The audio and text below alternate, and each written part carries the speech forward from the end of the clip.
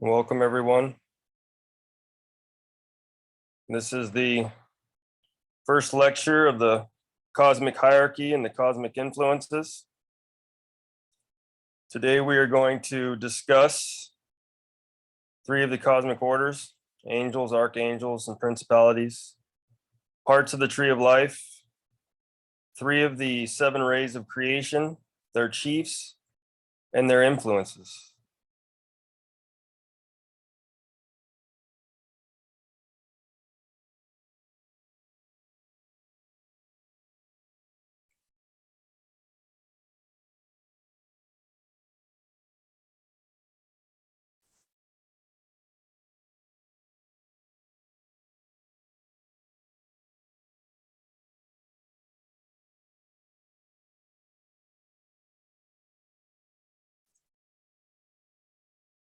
First, we're going to read from the Nag Hammadi scriptures.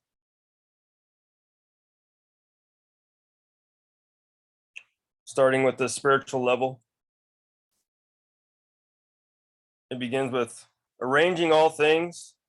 The Word first set himself up as origin, cause and ruler of the things that had come into being. After the model of the Father, who was the cause of pre-existence, establishment. Thereafter, he established the images that already existed and that he had brought forth in thanksgiving and glorification. Then he arranged the abode of those he had brought forth by way of glorification, which is called paradise, enjoyment. Delight and full of nourishment, and delight the pre-existent ones, reproducing the image of all the good things that exist in the fullness. Then he arranged the kingdom, which is like a city filled with everything that is agreeable, brotherly love and great generosity, and which was filled with the Holy Spirits and the strong powers that govern those the Word had brought forth, and thereby was established strength. Then he arranged the station of the church that is assembled in this place and possessed the form of the church that exists among the aeons, that give glory to the Father. After that, he arranged the station of the faith and the obedience that arise from hope, the very things the Word had received when the light was revealed. And then the disposition of prayer and supplication leading to forgiveness and the word about him who will be revealed. All these spiritual stations are set apart by a spiritual power from those who belong to the remembrance of power that consists an image of what separates the word from the fullness. The power is active in making them prophecy about the things to come, and it lets those who have come into being belonging to the remembrance, the pre-existent ones, without allowing them to mingle with those who had come into being through a vision of the figures before him. Next is the two lower orders. Now, although those who belong to this remembrance, which is excluded from this, are subordinate, they will reproduce the likeness of what belongs to the fullness, and in particular, because of their sharing in the names with which they are adorned, subordinate to those who belong to the remembrance in conversion, and also the law of judgment, which is condemnation, and rage is subordinate to them. Subordinate to these, again, to in power, separating those who are below them, which throws them far off and does not allow them to spread upward to those who belong to the remembrance of conversion. This power is fear and despair, oblivion, confusion, and ignorance. Even these inferior ones who have come into being as an imitation from an illusion are called by the higher names, although they have no knowledge about the ones from whom they have issued through a presumptuous thought, lust for dominion, disobedience, and falsehood. To each, the two orders, moreover, he gave a name. Those who belong to the remembrance and the likeness are called those on the right, cyclical, fires, and the middle ones, while those who belong to the presumptuous thought and the imitation are called those on the left, material, darkness. And the last ones, after having established each one in his rank, the images, the likeness, and the imitations, the word kept the aeon of the images pure from all its adversaries as a place of joy. To those who belong to the remembrance, however, he revealed the thought of which he had stripped himself with the intention that it should draw them into a communion with the material. This was in order to provide them with the structure of a dwelling place, but also in order that by being drawn toward evil, they should acquire a weak basis for their existence, so that instead of rejoicing unduly in the glory of their own environment and thereby remaining exiled, they might rather perceive the sickness they were suffering from, and so acquire a consistent longing and seeking after the one who is able to heal them from their weakness.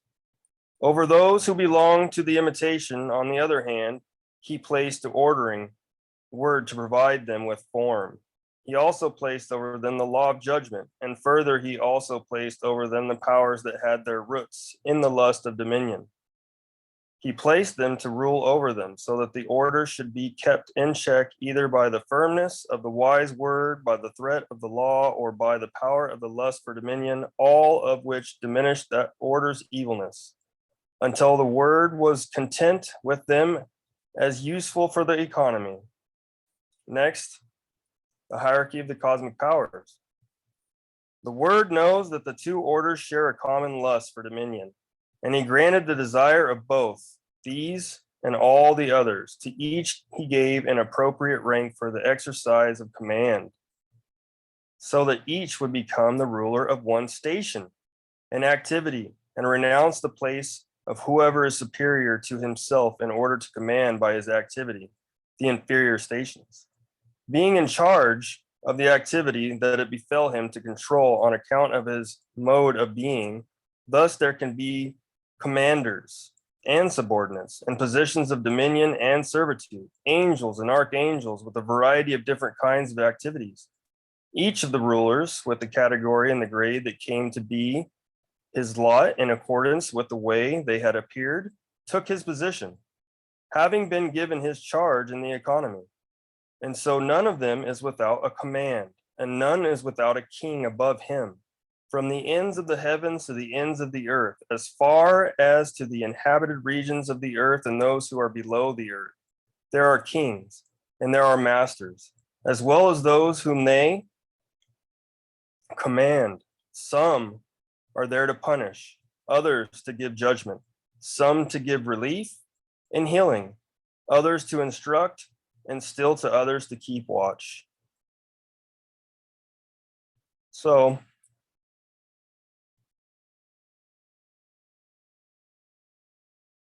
what we're about to talk about now will help explain some of what we just read, and it will relate to a lot of it.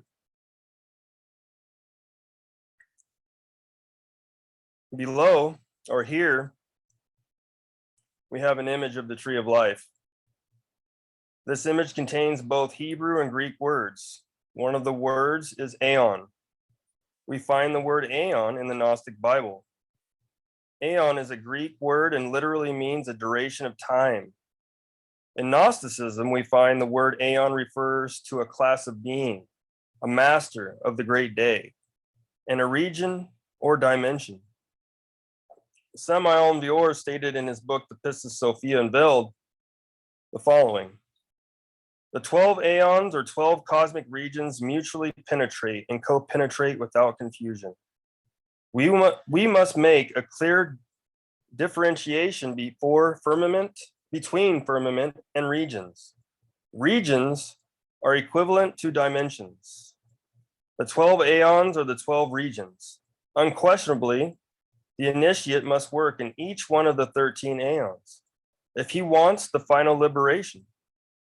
The first aeon is Malkuth, which is here and in the submerged abyss. The second aeon is Yesod, which is in our sexual organs and in the fourth dimension, within which is the terrestrial paradise, the ethereal world. The third aeon is the astral world, the Sephirah Hod. The fourth aeon is Netzach, the mental world. The fifth aeon is Tifereth, the causal world. The sixth aeon is Geburah, the Buddhic or intuitional world. The seventh aeon is the world of Atman, the ineffable one, the region of Hesed or Gerulah. The eighth aeon is Binah, the region of the Holy Spirit, the world of Shiva, the third logos. The ninth aeon is Hokmah, the region of the logos, the cosmic Christ. The 10th aeon is Keter, the region of the Ancient of Days. The 11th aeon is the region of the Ain Sof Aor, the third great aspect of the Absolute. And the 12th aeon is the region of the Ain Sof, the second aspect of the Absolute. The 13th aeon is the region of the Ain, the unmanifested, Absolute. Each one of the 13 aeons must be self-realized within ourselves. Pistis Sophia must self-realize herself in these 13 aeons based on conscious works and voluntary sufferings. And that was from the Pistis Sophia Unveiled.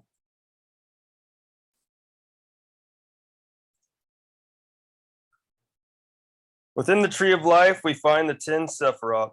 Each Sephiroth has a name. From the highest to the lowest, the 10 Sephiroth represent different levels of cosmic manifestation. Each has different laws that apply to everything that exists. The different levels have to do with different states of consciousness, dimensions, worlds, etc.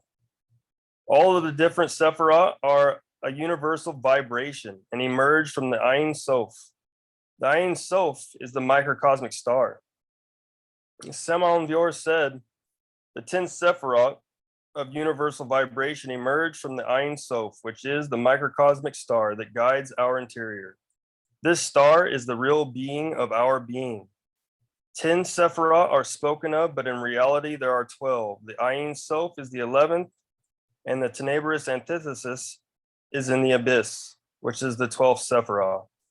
These are the 12 spheres, or universal regions, that interpenetrate each other without confusion. The Sephiroth are atomic. The 10 Sephiroth can be reduced into 3 tables. 1, a quantum table of the radiant energy that comes from the sun. 2, an atomic weight table of the elements of nature. And 3, a molecular weight table of compounds. This is Jacob's ladder, which goes from earth to heaven. All of the worlds of cosmic consciousness are reduced to the 3 tables. A Sephiroth cannot be understood only in one plane because it is of a quadruple nature. Therefore, the Kabbalists clearly expressed the fact that there are 4 worlds. The 10 known Sephiroth come from Sephirah, the Divine Mother, who resides in the heart temple. The mantra of the Divine Mother is E-O, which is the 10 emanations of Prakriti. In other words, the 10 Sephiroth. And that was from the Tarot and Kabbalah. So today, we're going to begin with the second aeon, Yesod.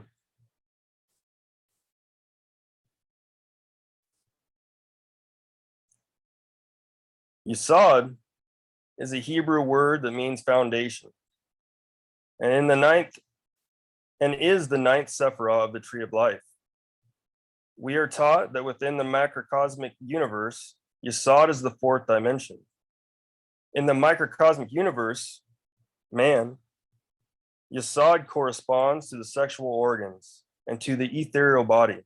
In the Bible, Yesod is Eden, the promised land, the ethereal world. In Gnosticism, Yesod is the 2nd aeon and is governed by the moon.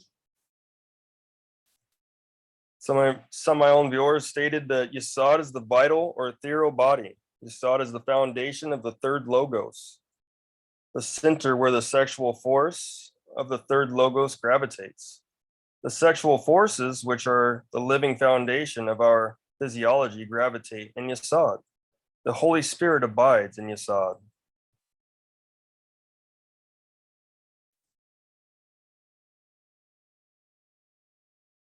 Within the 4th dimension, the lower Eden, we find many elementals.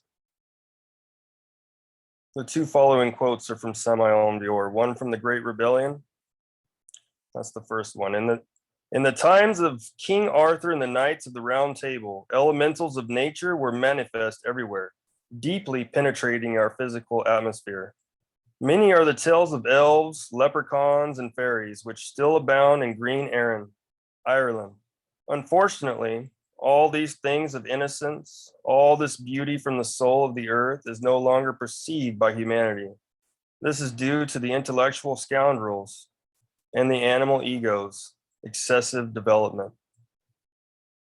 The second quote is from his lecture, The Dimensions of the Tree of Life. All creatures of the animal kingdom are organized. The essences, consciousness that are reincorporated incessantly in the different animal organisms are called elementals. They attend their secret temples, which are located in paradise. That is to say, in the fourth vertical. The elementals of plants, since each plant has its own, are organized in families. For example, one is the family of orange groves, another of peppermint, another of the pine tree. Each of those vegetable families have temples in the ethereal world. They are instructed there by the devas, angels. Those elemental creatures aspire to become human beings someday. In Eden, that is to say, in the ethereal world, in the garden, in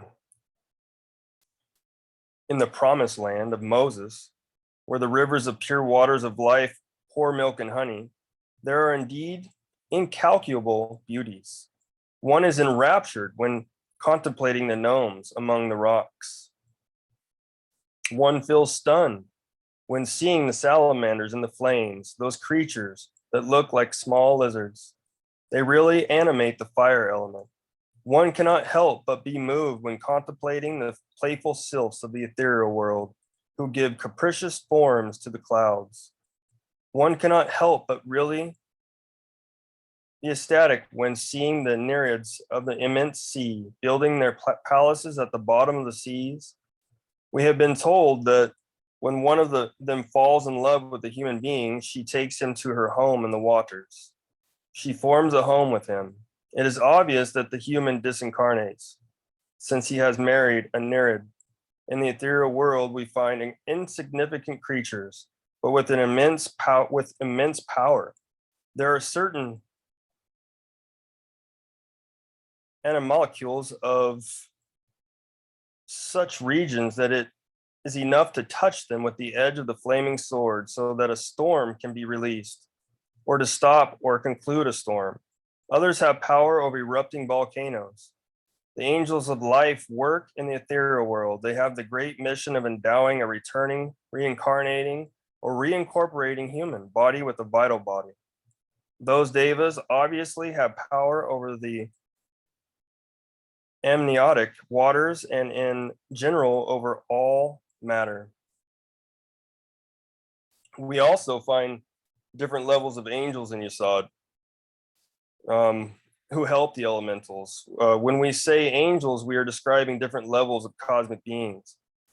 Depending on what initiatic level the angelic being is or its level of consciousness gives it the ability to enter into different worlds. For instance, if we traveled with our astral body into another world or within a different dimension right here and now, we perceive that world with whatever level of consciousness we possess.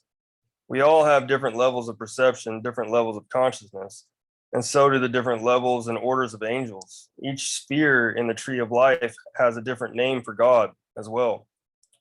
In the second Aeon, the ninth Sephirah, Yesod, the name of God is Shaddai El Chai, which means the Almighty Living God, which is the sexual force.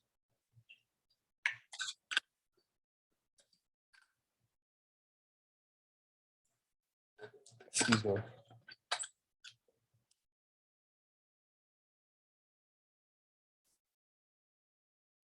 Next is Hod, the third Aeon.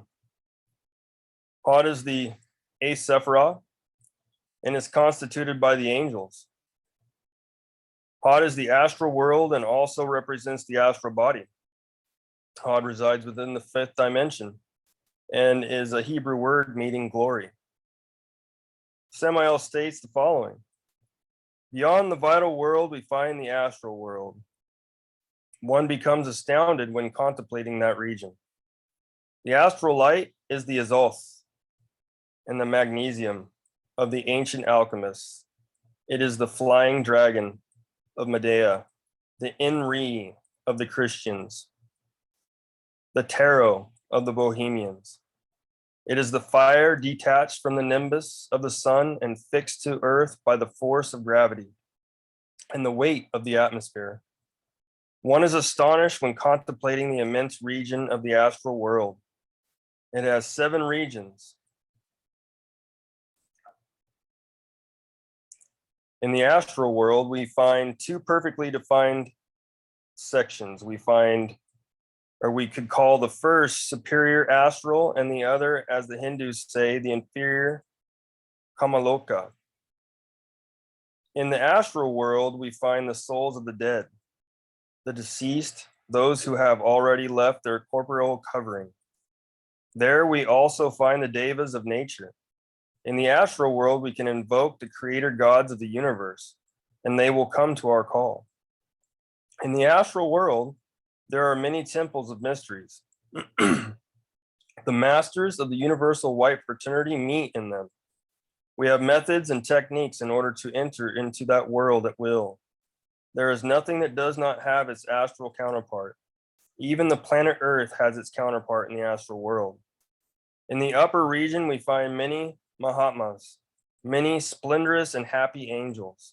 In the lower section, we can find all the witches' Sabbaths, all of the Middle Ages, all the temples of black magic, the grieving souls, the suffering creatures, all those who moan and cry, and all of the perverse ones. And within Hod, the name of God, in the astral world, the name of God is Elohim Sabaoth, which means army of gods and goddesses. Elohim means gods and goddesses. Sabaoth means host or army. Within our solar system, there are 7 cosmic creator Elohim, angels who are regents and chiefs over the 7 rays of creation. The 7 rays represent the fundamental law of 7, the law of cosmic action and organization. As an expression of law of nature, the 7 rays can be seen in all levels of manifested nature, whether formless or with form.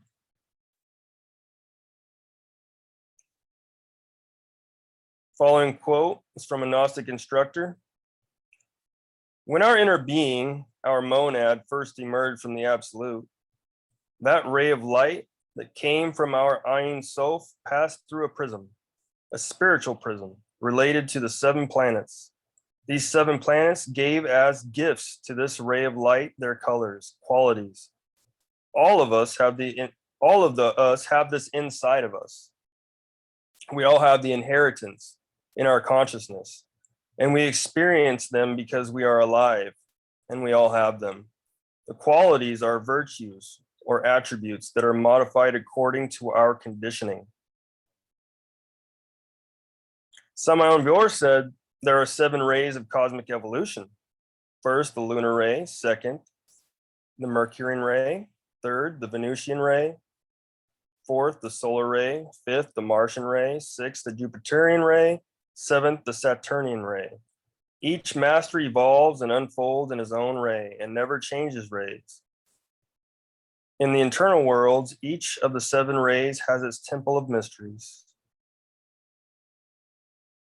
The law of 7 is the fundamental principle of the organization of everything that is created.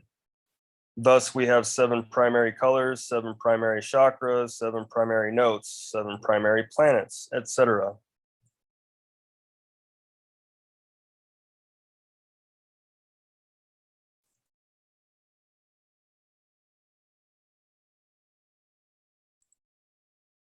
The astral world is governed by the moon.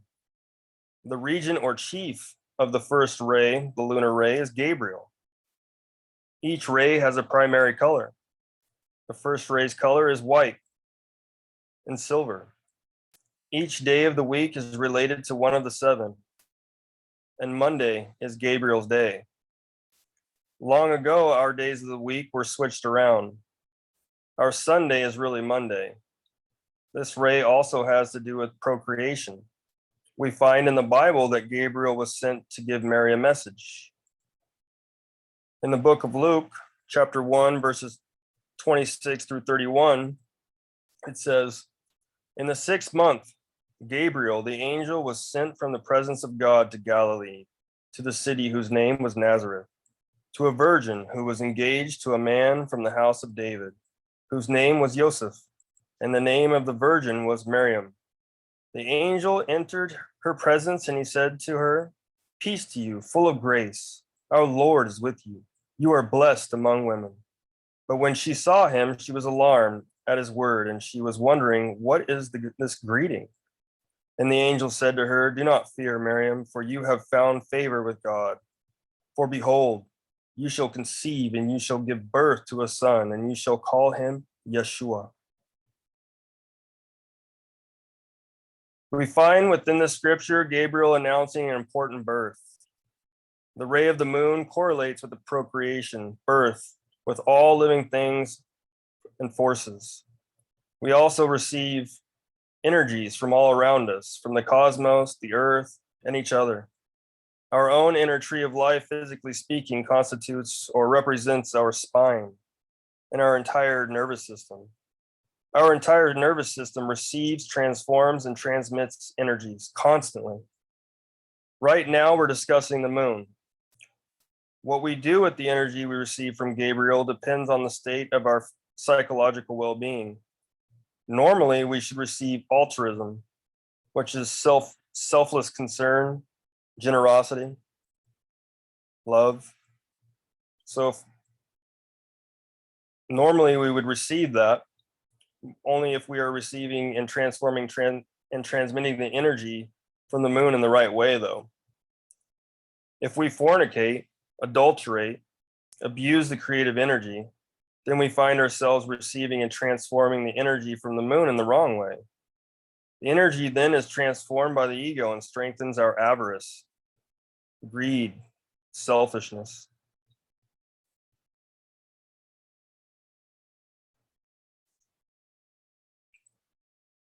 Netzach, the 4th Aeon, is the 7th Sephiroth of the Tree of Life.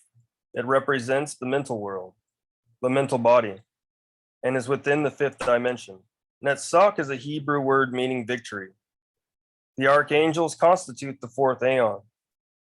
Archangel is Greek from arch, which means chief or primordial, and angel means messenger.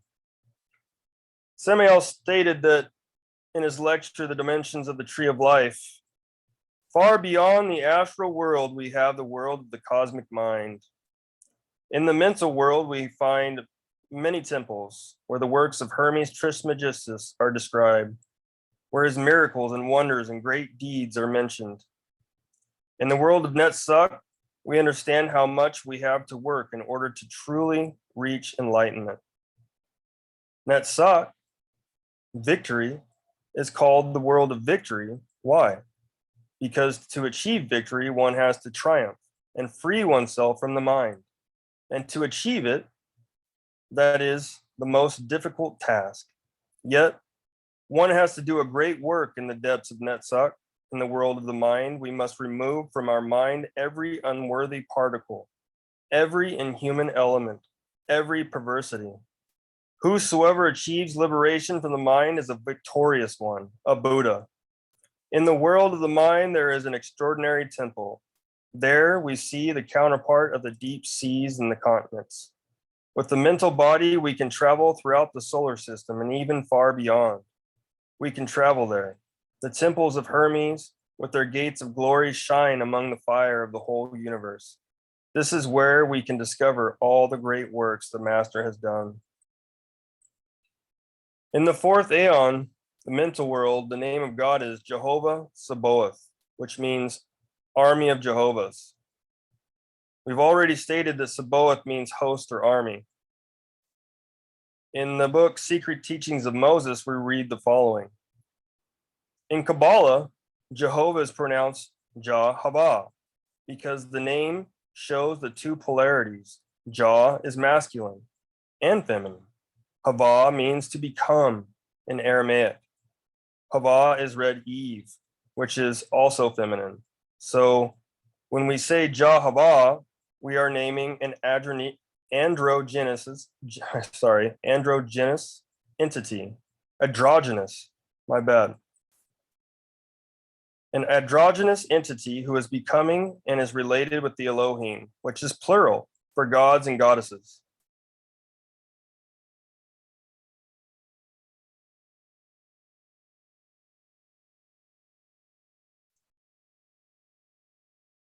Netzach, the mental world, is governed by Mercury. Samael Aun Weor in the Tarot and Kabbalah stated, Netzach, the mental world, is governed by Mercury.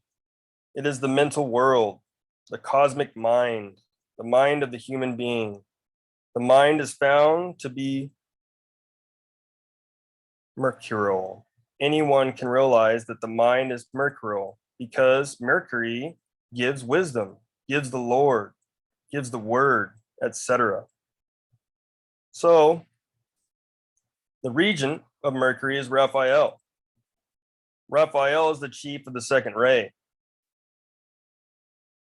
The color yellow, medicine and health relate to the ray of Mercury. Raphael's day of the week is Wednesday, and our current Monday is really Wednesday. Once again, how the energy from Mercury from Raphael influences us depends on our psychological state of being, how we polarize the creative force within us.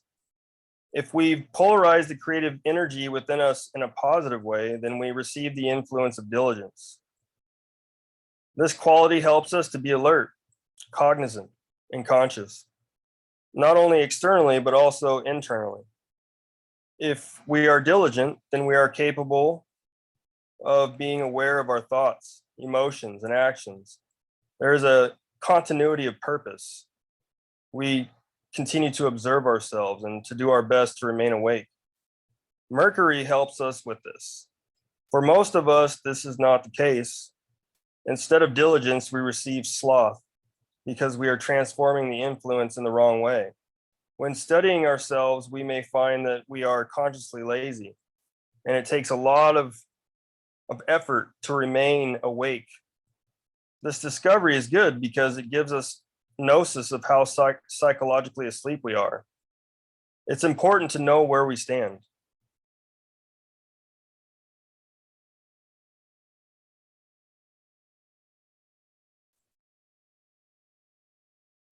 Tiferet, the fifth aeon, sixth sephirah. In Hebrew, Tiferet means beauty or compassion. Tiferet is the causal world and is within the sixth dimension. Within the fifth aeon, Tiferet, the causal world, we find the principalities. Samael stated the following: beyond the world of the mind is the causal world. This is how it is called, because that is where the causes and effects are processed incessantly within an eternal now, within an eternal present. That world is characterized by an intensely deep, extraordinary blue color. The causal body shines beautifully. The mountains there saturated with an ineffable blue. It is a world of causes and effects. There we see karma in action. There we see how each cause has its effect, as each effect has its cause, and the process of causes and effects within the eternal instant of life. It is the causal world, a world we might say of waves, actions, and consequences. There, the principalities handle karma with great wisdom. In the causal world, the principalities work intensely. There we see the archons of the law. It is a world, I repeat, where the causes and effects are joined within an eternal now, within an eternal present. It has been said quite clearly that the human soul, Tiferet, is completely Christic, and that it is in Tiferet where we come to eliminate even the last elements of the I. That is right, because there we finish with the very causes of the ego. of the myself, of the self-willed. In Tiferet, you find the name for God as Eloah Va Dath, Yod He Vav He, which means goddess and the knowledge of Yod Hava.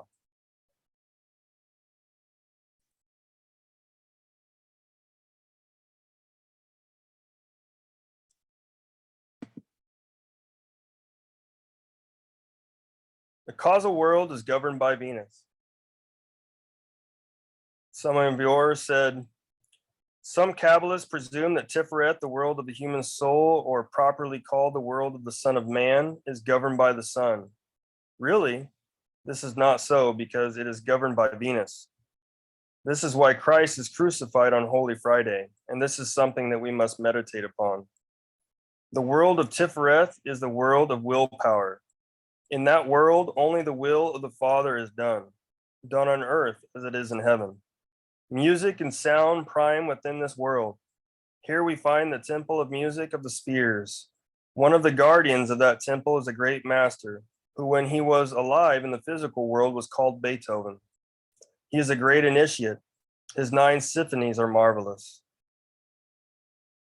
The regent of Venus is Uriel.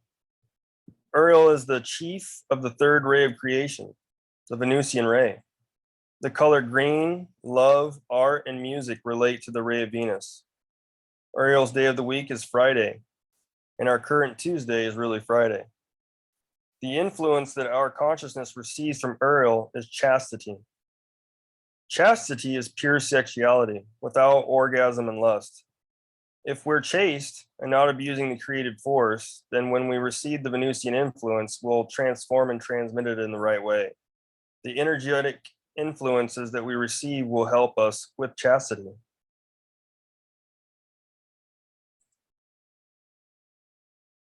If we have ego, if we have the psychological defect of lust, then what happens is we receive the influence, but we transform it and transmit it in the wrong way, in an inverted way, because we have ego. Instead of it helping us with chastity, our ego utilizes it to strengthen our lust. We all have ego, and having an abundance of ego makes it difficult for us to receive the influences of these planets in a positive manner. If we are working on ourselves psychologically, if we are working to transform our darkness into light, our lust into chastity, then the force, the energy, the influence that we receive from Venus will help us.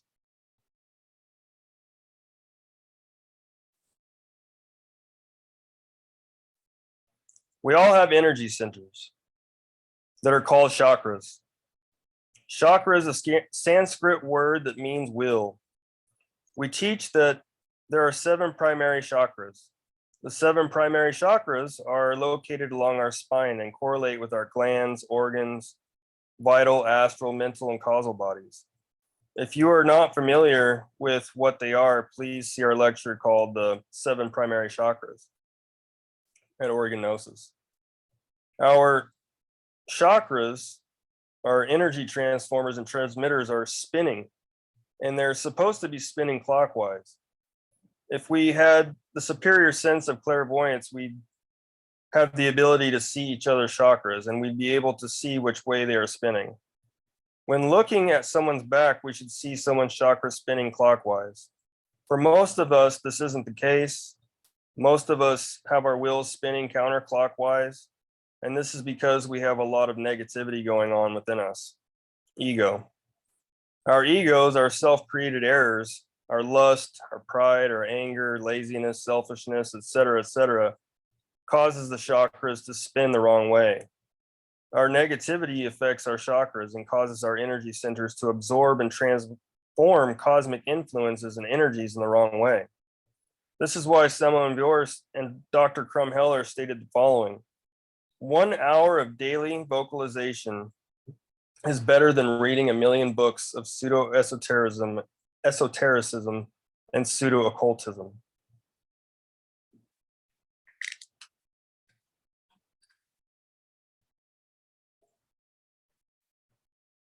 Samael in his books The divine science and the three mountains teaches us to work with the chakras by vocalizing the 7 sacred vowels.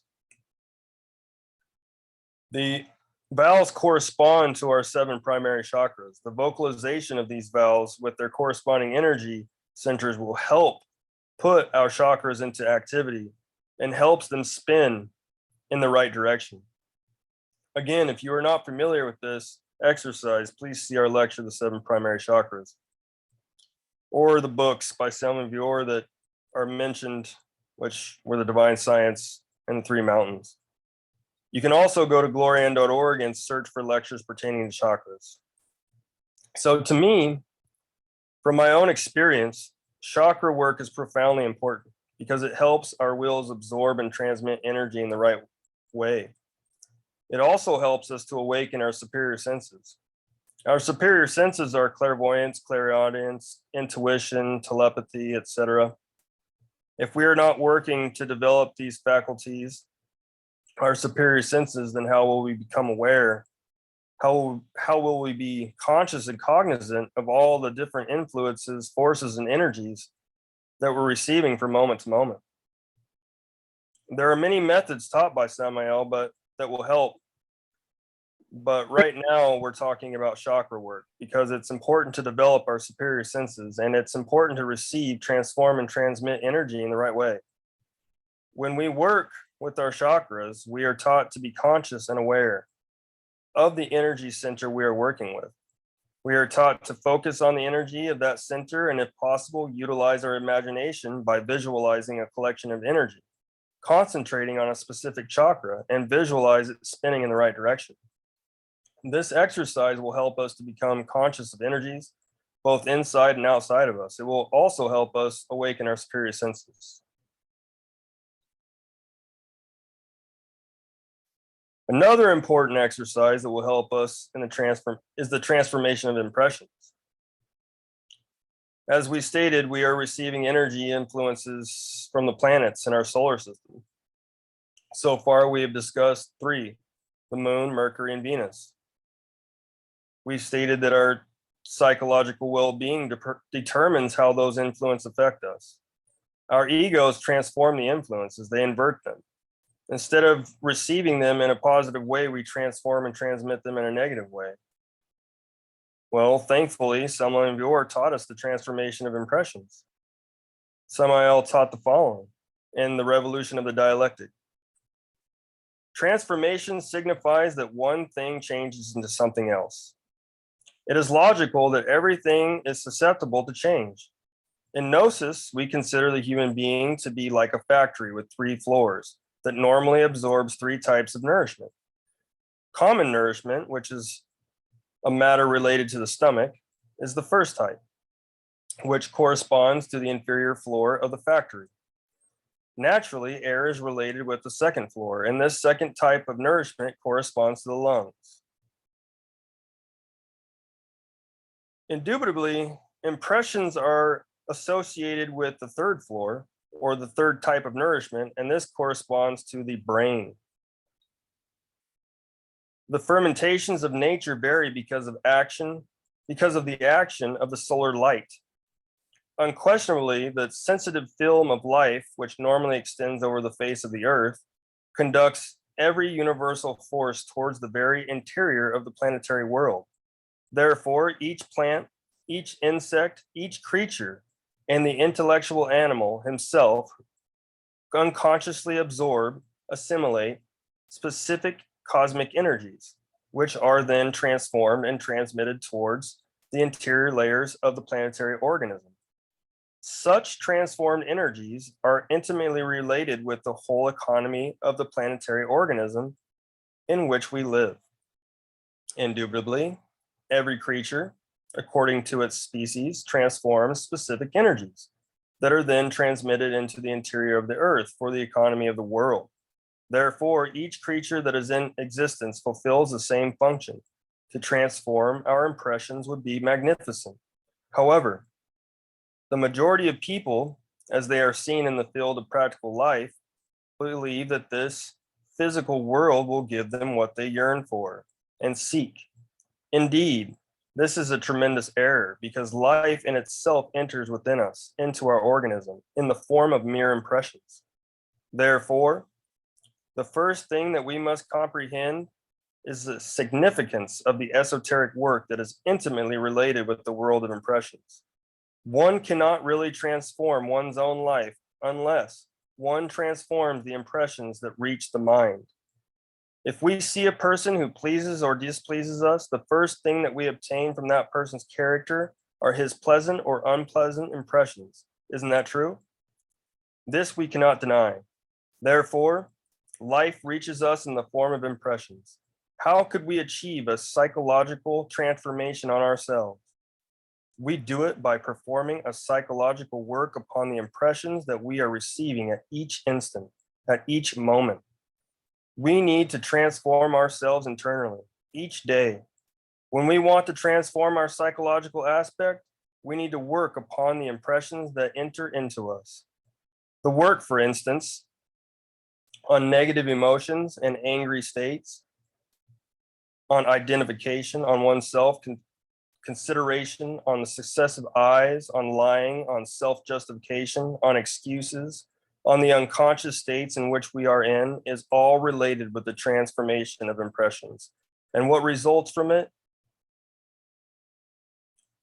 Normally, or better said, supranormally, the transformed impressions themselves would lead you to a better life, depending naturally on how concerned you are with this work.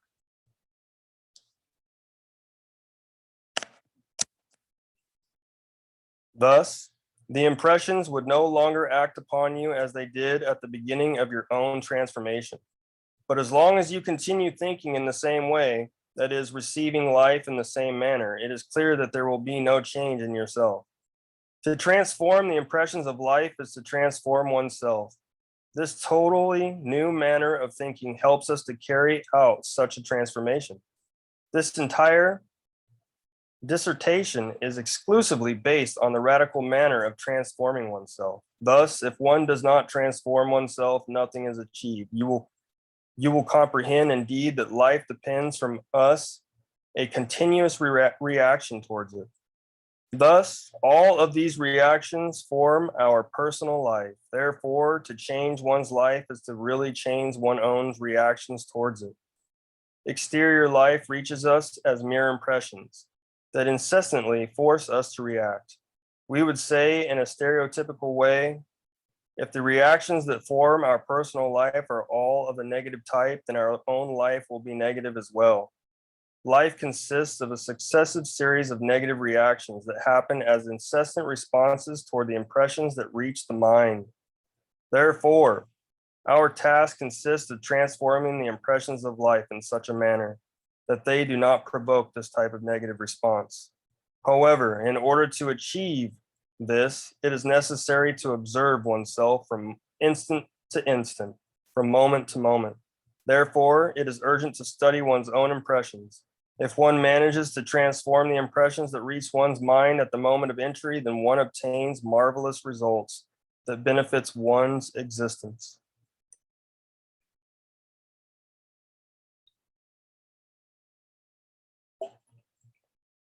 So, it is difficult for us to receive the pure influences from the planets we spoke of thus far because of our egos. Our egos of lust are inverting the influences that we receive, putting impressions into our mind that are inverted. Our ego is transforming the influence of chastity from Venus into lust. Instead of receiving diligence from Mercury, we get laziness. Instead of altruism from the moon, we get selfishness. And thus, the ego and the divine are like oil and water. They do not mix. For example, Monday, which is our Sunday, is Gabriel's day. On that day, we receive a stronger influence from Gabriel. If we know that we have egos of selfishness, then we can prepare ourselves to be ready, to be alert to their influences over our psychological well-being. We can also wear the colors of that ray, which are white or silver. Wearing the colors can help and also be a sign of veneration to the chief of that ray. We can also pray and invoke our innermost and the chief of that ray we are working with for help. From the Zohar, angels are the interface through which a man interacts with the awesome light of the Creator. However, our senses of perception are by design restricted and limited. Consequently, the force called angel remains unobservable to the naked eye and illogical to the rational mind. Like the unseen wind, however, it influences the very real positive actions of sharing, tolerance, and compassion ignite positive angels. Selfishness, intolerance, and hatred rouse negative.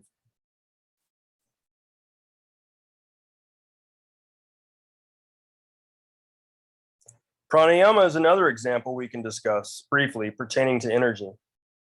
Pranayama is a breathing exercise that helps transmute the sexual energy. Prana is the life force, the breath of life. Prana is energy. Prana is Christ, because Christ is an energy, a force that exists in everything. I don't want to go into Christ too much yet, but prana is the energy of existence, just like Christ is the force, the energy of life and light. Yama means self-control, restraint. To perform pranayama is to work with energy. It is to work with the vital energy both inside and outside. We are breathing in energy, transforming and transmitting it.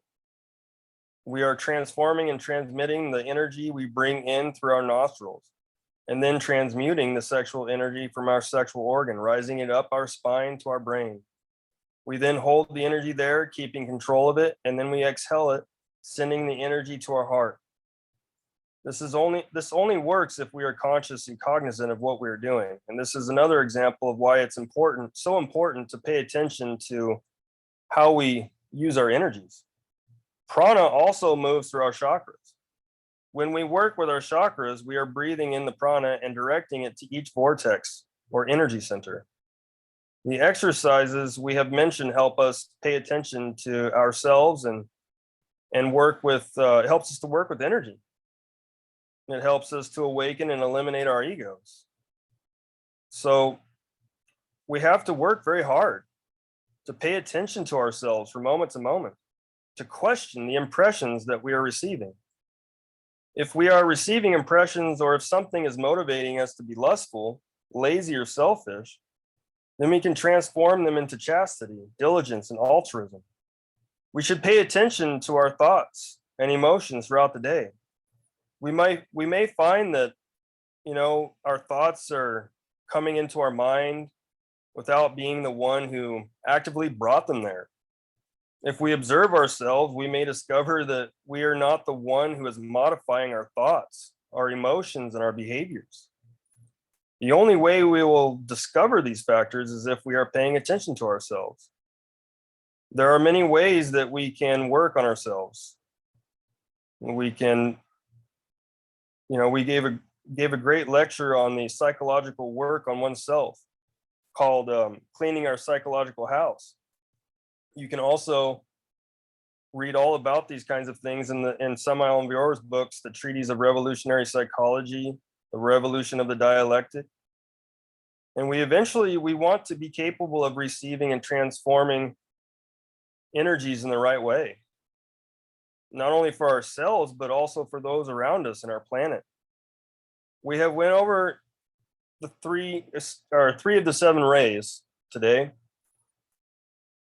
We went over several ways to help awaken our abilities to pay attention to the energies that are flowing through us and flowing out of us, the impressions that we take in and we receive. The 3 rays we went over were Gabriel, Raphael, and Uriel. And each of us belongs to one of the 7 rays. And we'll go over that and the other rays in other lectures.